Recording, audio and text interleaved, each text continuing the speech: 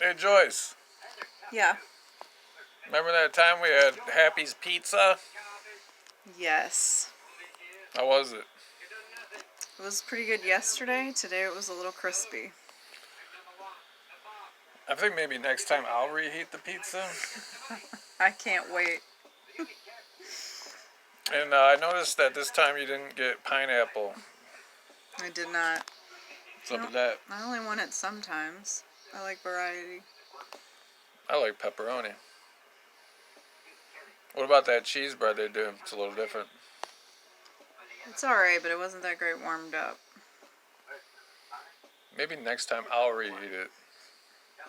I would like that very much. Remember last night when we watched that fucking Beguiled movie, 1971, starring Clint Eastwood? Yeah, that was really weird. Kind of creepy. It was creepy. It started off creepy. It got creepy real fast. Didn't even hesitate with the creep factor. You know, I did read the synopsis before we started watching it, I did not. and it said it was just going to be about him being at a girls' school during the Civil War. And there was going to be some romantic things going on. But I'm thinking teachers, maybe he's going to bend over the principal, the janitor, something like that. You didn't imagine that he was going to kiss, an 11-year-old or 10-year-old? She was 12. 12-year-old girl? Yeah, the very first fucking scene in the movie, this guy meets this girl, and he's like, I'm dying, baby. How old are you? And she's like, I'll be 13 in September. And he's like, you're old enough for kissing. And he kisses her on And the it mouth. wasn't no little, peck either. It was a lingering kiss. And she wasn't like an older kid playing a younger girl. It was a kid. I mean, I don't know if the actress was 12, but I feel like the actress was 12. I don't know if she was of age. She wasn't 18. Right. I'm sure we could look it up. Oh, I did look up something. Did you know that, there's this one girl in the movie who's kind of like, I wouldn't describe her as evil looking, but she's like the sluttiest one. Right, the one that gets angry. One of the ones that gets angry at Clint Eastwood for not fucking her. Her and Clint Eastwood had a lengthy affair, starting with the film and lasting for some time. Is that right? What was her name? Because I feel like I saw somebody in the credit and I thought that was his old girlfriend. It was like Jo Mary Allen or Mary Jo Allen or... Is she the one that pushed him down the steps? She was the one that he banged up in the attic. Oh, yeah. Yeah, so... Anyway, the synopsis of this film is Clint Eastwood is a Union soldier during the end of the Civil War. Deep in the South, he gets wounded and separated from his unit, and to avoid capture, he hides out at this girls' school where initially the principal and the teachers are like, well, we're going to let him get better and then send him out to prison just so he won't die. You know, they're kind of being nice. Right, they feel like it's their duty to take care of, getting back into shape, but their intention initially is to turn him in. But then they all start wanting Clint Eastwood's dick. Hardcore, real quick. And it's not just like, he's just kind of like, oh, shucks, thanks for helping me, I'm Clint Eastwood. Like, he's kind of an asshole. Like, he's lying to him.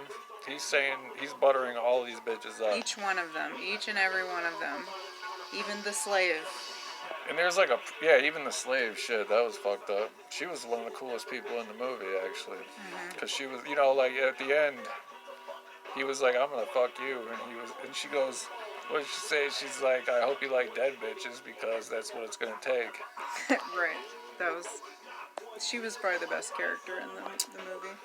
Clint Eastwood don't hear that too often. No. Blue eyes. Usually they're down to fuck. They were in that movie. Yeah, they were. Shit, they were fighting over his dick. So, not to go into too many spoilers, but things go real bad. They get kind of like into a Misery type of situation. Remember that movie? Misery? I do. But he bangs the one girl up in the attic, and then he gets caught by the teacher girl. Who's been telling that he loves and stringing along. Yeah. Well, he strings along kind of all of them. Right. But this one's really, really falling for it. She fell hard, and then she causes him to fall down the stairs and get a compound fracture in his leg. Which was already fucked up when he was legitimately hurt when they found him. Right, he was on the mend. Like So he was finally able to start getting around and like start banging the girls at night. But he was on crutches. Right, but he was able to move around under his own power, whereas like the first half of the fucking movie is bedridden. Right. Yeah. And then it's like they have to saw his leg off. I mean, I felt like he wasn't really lying. It was a nasty break. Like when he was accusing them of everything they had done, I'm not sure that he was off base on the recap. It was getting real fucked up. But then he threw this little girl's turtle that he kissed and killed it, and that was spoiler alert. Oh my god, I was gonna say that was probably my favorite scene in the movie not because I was like ha ha ha Clint Eastwood just killed a turtle, but like when he was like about to he lifts it up and he's like drunk and angry and he's got the turtle, I was like, oh my god, no. Like I felt it. Like if there was anything in this shitty movie that made me feel like apprehension in a real like suspense. Right. It was him fucking about to throw that turtle, and then he does, and I was like, Clint Eastwood, you did this? Right, to this little girl who you kissed. Did you have any other favorite scenes? Favorite scenes. I mean, I thought that like Clint played the character really well. He was definitely convincing. He was an asshole. I can't think of any favorite scenes. It was just one of those like weird 70s, what's it called? Incest movies. Yeah, oh fuck, yeah. The principal of the film, who also wants to bang Clint Eastwood, they have flashbacks to her where she used to live with her brother in this big mansion. It's a school, but it's like a mansion that they turned into a school. And her, southern gentry brother and her apparently slept together. And you when they first started showing it, I'm thinking like, is the brother gonna come back and find Clint Eastwood, or is something like that gonna happen? But no. But like it's a theme in these 70s just movies. Some useful background information on this character that she slept with her brother. Right. It happens a lot in these movies though. So I gotta wonder what was going on back then. I don't know. Maybe I don't know. Let's not get into any conspiracy theories, because I'll get going. But, the director, Don Siegel, went on to direct multiple movies throughout the 70s with Clint Eastwood, which I guess we're going to watch. The reason we started watching this bullshit is because Joyce and I are trying to do like a little Clint Eastwood marathon. We're going to kind of just get through a bunch of them. A lot of ones that we haven't seen, like... Well, I was mostly trying to do like the westerns, but that one had good reviews, so I went ahead and downloading because I had never heard of it. 7.2 out of 10 on IMDb. To me, that's a good review for a 70s movie. I know that Which I guess it was well acted. I mean, right. The movie is fundamentally sound. Like for what it is, it's different too. Like it's not the story that you think you're gonna get. Like, you're thinking it's going to be some Civil War movie, but it's more about him and the girls. Like, it's... Do you think that this film was an unofficial sequel to The Good, the Bad, and the Ugly? No. Because it could have been Clint Eastwood, after he wins that money, he could have just blown it all on a poker game and then had to join the army. No, because he was the good, and this was not the good. Maybe he got a closed head injury. He got a lot of injuries in this movie. A lot of the injuries to his leg, in particular. Yeah, and mental stability. And who knows what kind of infections. What if they had to amputate his dick because of the infections? Oh, no, remember she specifically said he could still perform, so she wasn't worried about him and his leg. Oh, yeah, they cut off his leg, and they're like, you can still be a romantic with your one leg. Not a problem. That was weird. But oh yeah, I was gonna say one of my other favorite scenes was the scene where they cut off his leg. Oh, Like it was all right. Like it it was was well well done. acted. That's Yeah, what I mean. It wasn't a bad movie. It was that was just the other part where I sat there and I was just like, right. It was just creepy.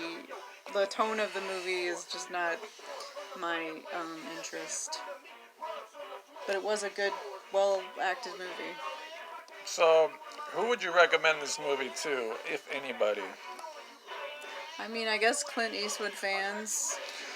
I was gonna say this: if you're a Clint Eastwood fan and you hear about this movie and you're like, "Gosh, I want to see Clint Eastwood try to bang underage women and kill a turtle," and I feel like this get his is leg not. sawed off and just like go on a drunken rant about people cutting his leg off, then maybe find a review channel that's better than mine, where they actually like put clips of the movie in, and you get to see these things happen. Like watch a little 20-minute long review on it, and that's about all you need. This isn't the character archetype that Clint is known for. Right, this is completely different, and you're probably And gonna he be did like, a sound job of it. right, he's good. They're all right, Yeah. but it ain't no Joe Kid. Alright, we're gonna watch that soon. It ain't no Coogan's Bluff. Kelly's Boys. It ain't no Dirty Harry. It's no Unforgiven. It's certainly no Unforgiven. No Gran Torino. But yeah, the people who are, I don't know, like, I feel like it's like a suspenseful kind of drama, romantic. It's legit as all that, I guess. Yeah. In a 70s kind of way. I would say it was worth watching. I probably wouldn't really watch it again. I'm glad I watched it. I kind of want to forget that I watched it. I know, it just leaves you with that, like, a feeling that you don't want. An uncomfortableness. Like an uncomfortable, unhappy feeling in pants. That's it. Now we're gonna go through paint. Yeah, we got work to do around here. It's still quarantine.